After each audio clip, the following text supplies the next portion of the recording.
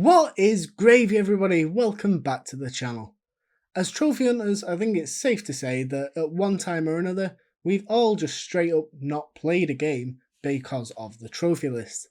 That's just the way it goes sometimes. Whether it's a 200-hour grind, ridiculous multiplayer requirements, or just doesn't have a platinum trophy, many an absolute gem has passed us by while we're sat here playing My Name is Mayo 43.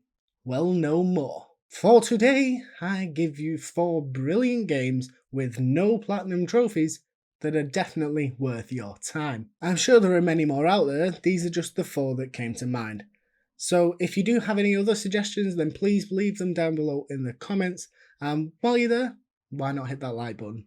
Might as well. Anyway, with that said, let's get to it. The first game I want to bring to your attention is Little Nightmares, the original one, mind you. The sequel does actually have a platinum. And this is a game that holds quite a special place for me. You see, when I picked this game up, it was completely on a whim. I had no idea what it was or if I would enjoy it. And I'm so glad that I took the risk, because not only did I end up absolutely adoring this game, but it did get me out of that rut and convince me to try some new titles. Little Nightmares itself is a 2.5D puzzle platformer with a heavy dose of horror thrown in for good measure. You play as Six, a small child trying to make her way through what appears to be a cruise ship, while the adults around try their darndest to eat her. Yeah, it's pretty bleak. In fact, during one particularly tense section, they're actually falling over themselves trying to catch her. And it's here that the atmosphere of the game really shines through. Because Six is so small when compared to her surrounding environment, you're filled with a deep sense of unease and at times genuine terror as you try and save this little girl from the nightmarish things around her.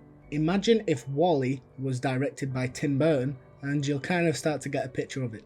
Now, full disclosure, I don't have all of the trophies for this game, largely because I wasn't trophy hunting when I first picked it up. But suffice it to say, I'm definitely going to go back, probably straight after making this video, because I absolutely love this game, I love the sequel, and I need to get these trophies.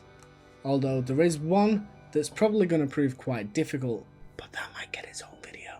Even so, the game itself is fantastic, and I highly recommend you give it a go, platinum or not.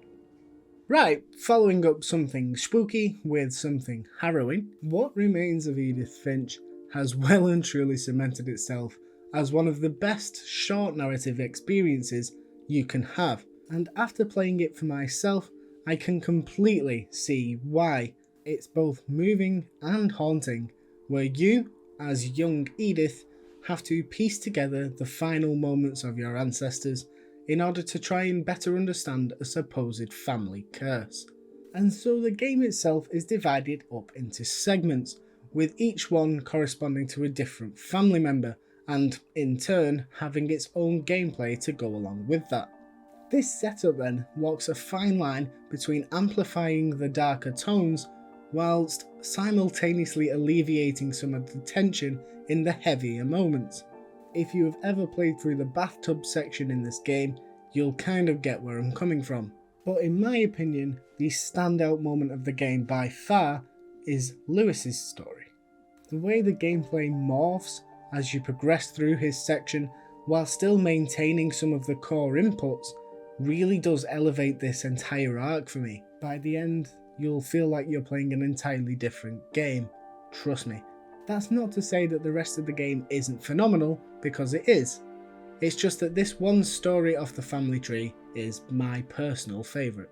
As for the trophies themselves, they're all fairly straightforward and easily doable in 2 to 3 hours. You may need to go back and replay some sections in chapter select, but trust me, you owe it to yourself to play this game. Oh, one more thing I want to mention. This is the only game on this list to have fully voiced dialogue. So, enjoy it.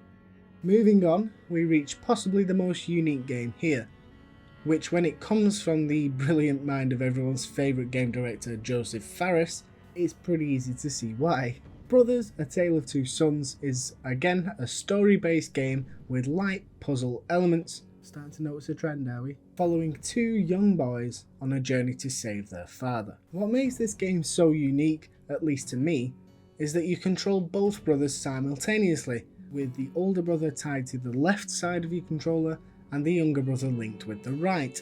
At first, this, for obvious reasons, does feel a bit unusual, but honestly, you'll get used to it quite quickly, and it does make things far more interesting. There's a section of the game where the brothers tie themselves together and you have to hold on with one while swinging with the other, and don't ask me how, it really does just work. The main gameplay loop though is once again puzzle solving, albeit with the added twist of having to utilise both brothers in order to find the solution. In what could be considered the game's boss fights, the younger brother acts as bait, luring these creatures into traps that the older brother, being stronger, will then spring. And while at times these puzzles can be finicky, they never slow the pace of the game, and you never feel like you're stuck in one location for too long. In terms of trophies though, you can actually go through the entire game and not get a single one, because they are all miscellaneous. In fact, in order to unlock all the trophies, you don't even need to finish the game. The final trophy unlocks a good 20 minutes before the end. However, if you're anything like me, you'll absolutely want to see it through once you get there. Right, final game I'm going to talk about today, and I know I could have put Limbo in this spot, but I'd recently played through Inside for the first time, and so here we are. Straight away, I do just want to mention that this game definitely has a similar feel to Little Nightmares, at least in terms of the atmosphere it creates. However, it has such a clinical aesthetic that it really does set itself apart, and while there is no real explanation or dialogue linked to anything that goes on, it genuinely manages to grip you right till the end. As for gameplay, once again we are dealing with a lot of platforming and puzzle solving, but one of the main mechanics of Inside is that your character can essentially use their mind to control other characters in the world.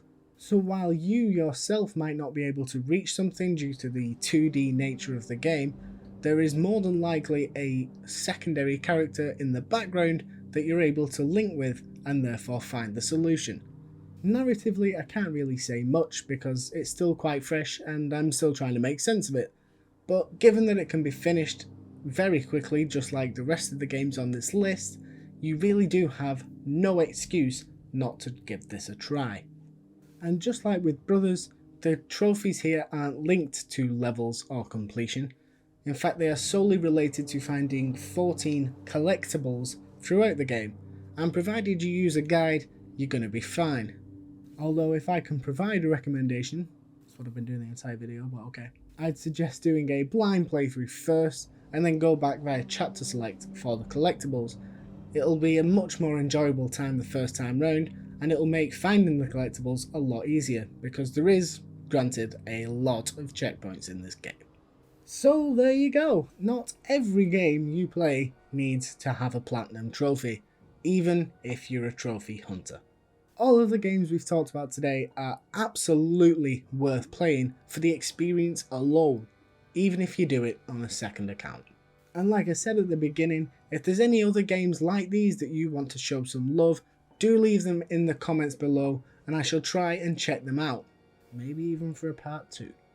That's going to do it for today though, so I shall catch you all next time.